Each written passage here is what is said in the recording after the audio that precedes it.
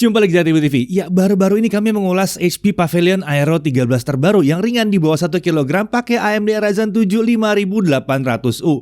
Nah, kali ini ada sebuah laptop convertible, prosesornya sama, SSD lebih besar, dan penampilannya bahkan ala HP Spectre. Harganya cuma beda 2 juta rupiah dibandingkan HP Pavilion Aero 13. Harganya masih di belasan juta rupiah loh.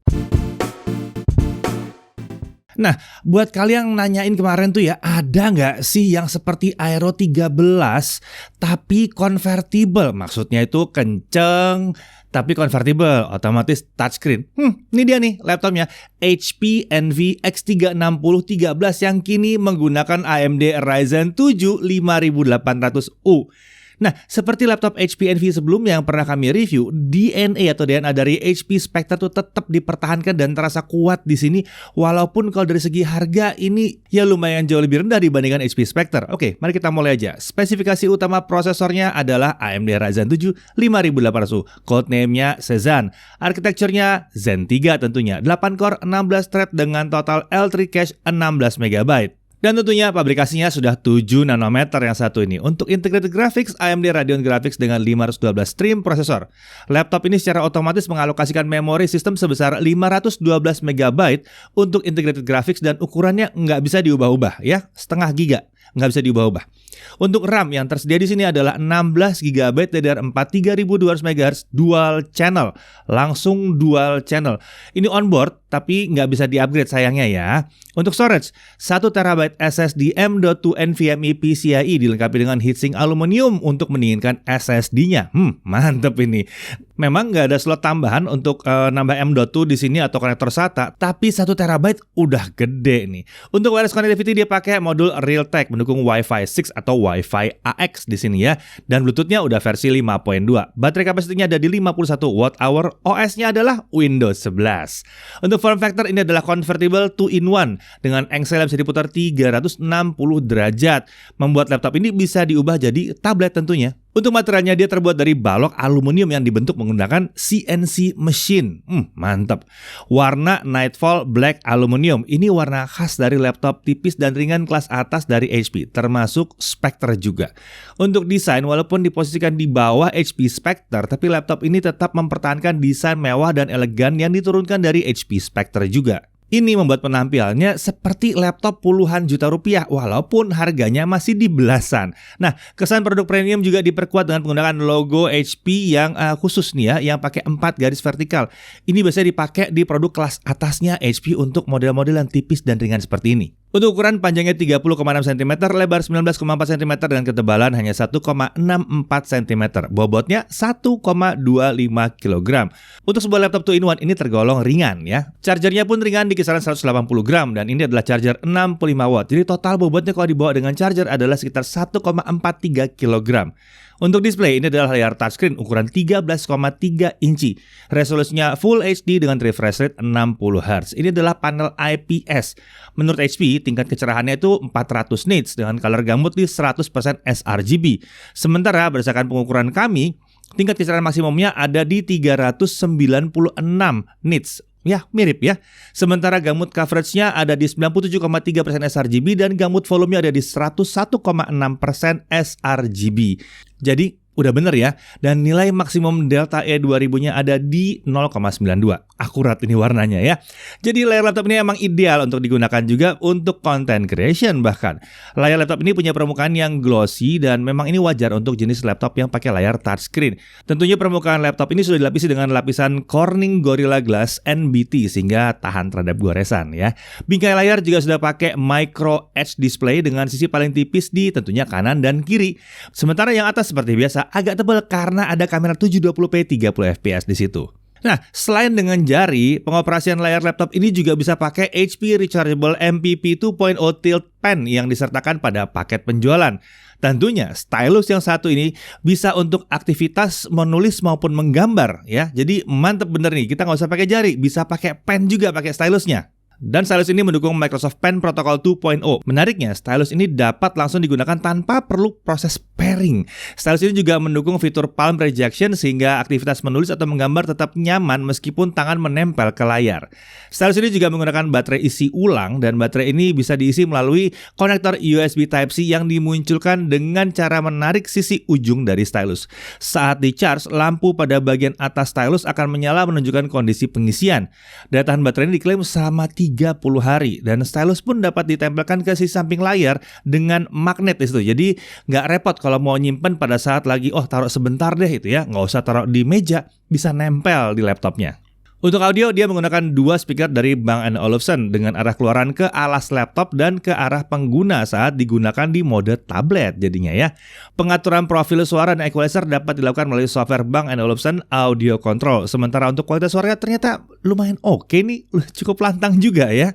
Nah, untuk konektor, di sisi kiri ada satu 3,5 mm audio combo jack, ada satu USB 3.1 Gen 1 yang 5 Gbps, kemudian ada satu USB 3.1 Gen 2 10 Gbps yang mendukung display output dengan protokol DisplayPort, dukung power delivery juga, jadi bisa dipakai untuk ngecas laptop, lalu dia juga support HP Sleep and Charge. Beralih ke sisi kanan, ini ada satu micro SD card reader, ada satu USB 3.1 Gen 1 yang 5 Gbps, kemudian ada satu DC-in untuk ngecas laptop di sini. Kalau untuk konektor bawaan laptop rasanya masih kurang, tenang, HP menyertakan aksesoris HP USB-C to Multiport Hub. Ini menyediakan tambahan konektor seperti satu USB-C 3.1 Gen 1 5 Gbps yang bisa dipakai untuk ngecas laptop juga di sini ya. Lalu ada satu port HDMI yang besar dan ada satu USB 3.1 Gen 1 5 Gbps. Jadi portnya bisa lengkap banget. Kemudian untuk keyboard ini tetap menggunakan keyboard terbaru seri Envy yang kini juga digunakan di seri Spectre. Pengalaman mengetik di keyboard ini memang terasa lebih nyaman karena tingkat travel distance-nya ada di 1,5 mm. Ini cukup dalam untuk laptop tipis ya. Keyboard ini dilengkapi dengan lampu backlit putih dengan dua tingkat kecerahan. Tingkat kecerahan bisa diatur dengan tombol F4. Nah, tombol power di laptop ini ditempatkan menyatu dengan keyboard tepatnya pada sisi sebelah atas backspace. Untungnya, jika tidak sengaja tertekan, laptopnya nggak langsung mati atau sleep. Laptop baru akan masuk ke dalam kondisi sleep kalau powernya ditekan agak lama. Jadi kalau kesenggol doang nggak masalah. Beralih ke touchpad, posisinya center to body dan sejajar dengan tombol spacebar serta alt yang kanan. Kenyamanan mengetiknya masih oke karena telapak tangan nggak mudah masuk ke area touchpad. Tentunya touchpad ini sudah support Windows Precision Driver. Dari sisi security, laptop ini dilengkapi dengan pengamanan biometrik, pengenalan sidik jari dengan posisi sensor yang berada di tempat di mana seharusnya tombol kontrol kanan berada. Laptop ini juga dilengkapi dengan penutup fisik untuk kamera yang diaktifkan secara digital dengan menekan tombol khusus di sebelah kiri tombol power. Saat dimatikan akan muncul lapisan putih yang menutup lensa kamera yang juga membuat modul kamera tidak dapat dideteksi lagi oleh Windows. Mikrofon di laptop ini juga dapat dimatikan dengan cepat, cukup tekan tombol F8 aja. Kalau untuk cooling system, dia dilengkapi dengan satu buah heat pipe dan satu buah kipas dengan arah pembuangan udara panas ke belakang. Nah, kita langsung masuk ke uji performanya ya. Laptop ini menyediakan 4 profil performa di software HP Command Center. Pilihannya adalah Balance, Performance, Cool, dan Quiet. Mari kita tes sustain performance-nya dengan Cinebench R15 20 kali kita tesnya ya. Skor tertinggi yang didapat dengan mode balance adalah 1580 poin yang kemudian bisa lebih tinggi lagi kalau kita pakai mode performance sampai 1657 poin.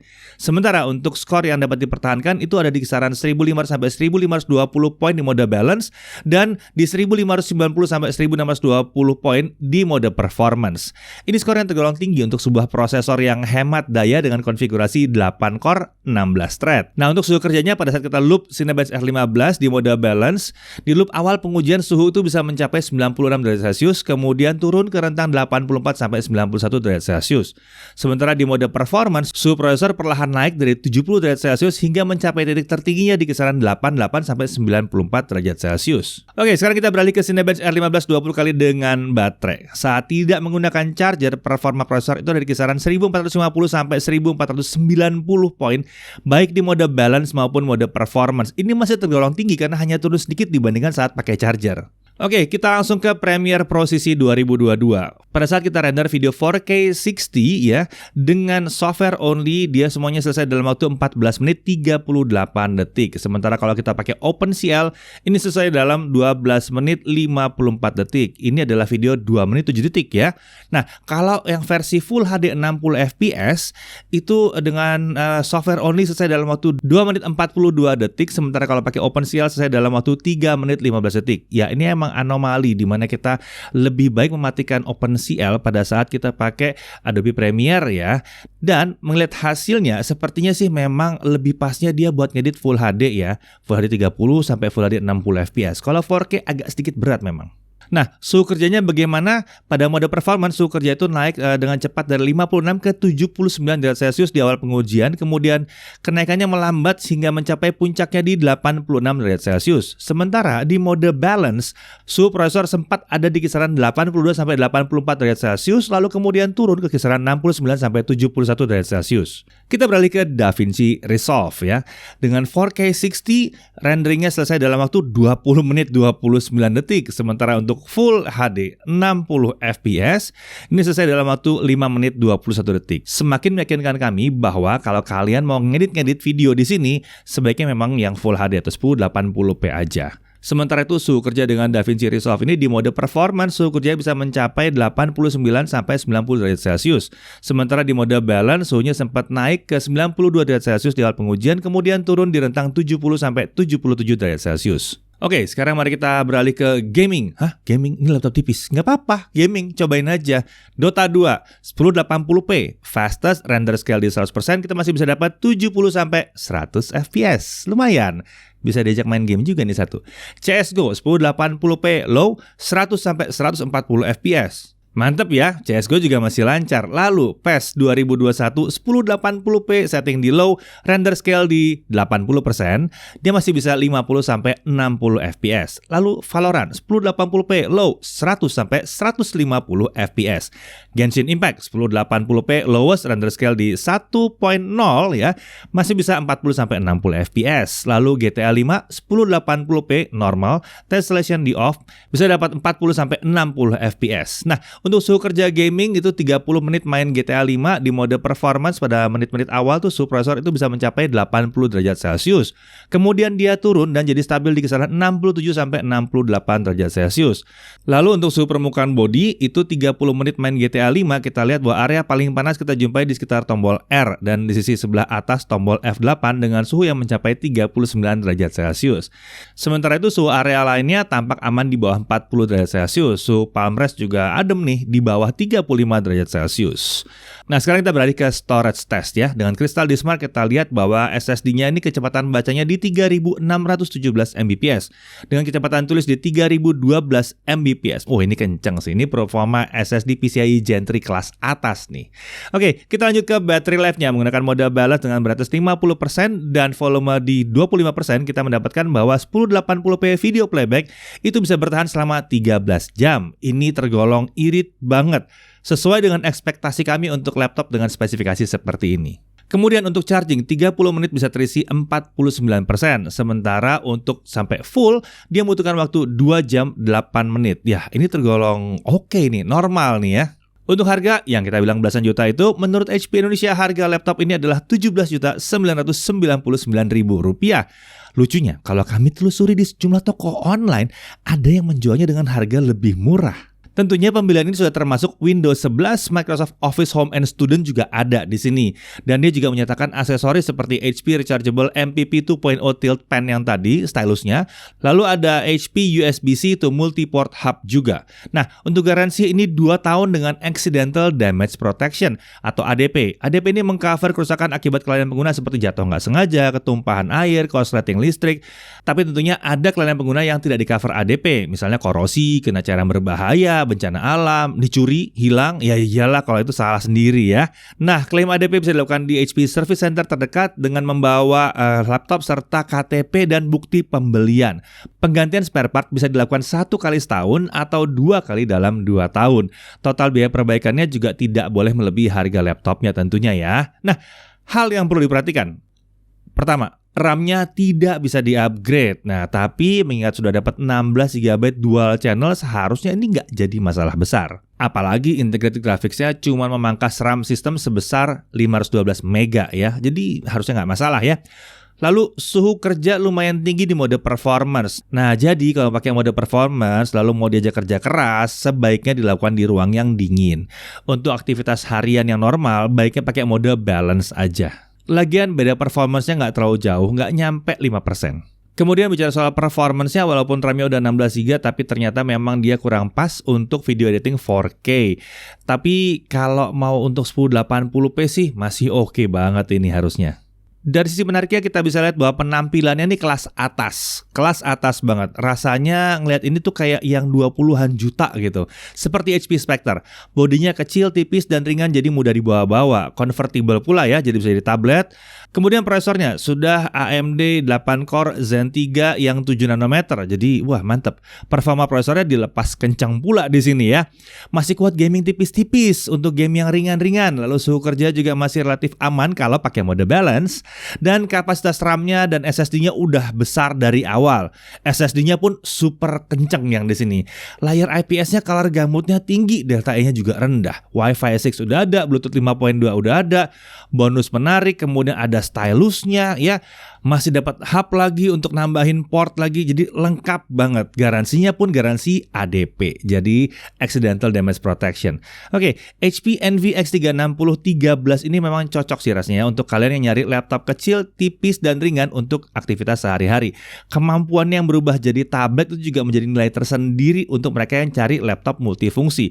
Stylus yang disertakan juga membuat aktivitas nulis atau sketching, nyoret-nyoret itu jadi mudah di sini. Bayangkan pada saat presentasi atau meeting misalnya, kita bisa menghubungkan laptop ini ke proyektor lalu menggunakannya seperti papan tulis ya. Asik juga ya. Sementara itu performanya masih cukup asik untuk editing video 1080p, bahkan untuk gaming tipis-tipis. Jadi rasanya yang satu ini akan cocok untuk yang nyari laptop convertible multifungsi yang ringan dan penampilannya keren dan berkelas. Saya Dedi Irfan, CK TV TV.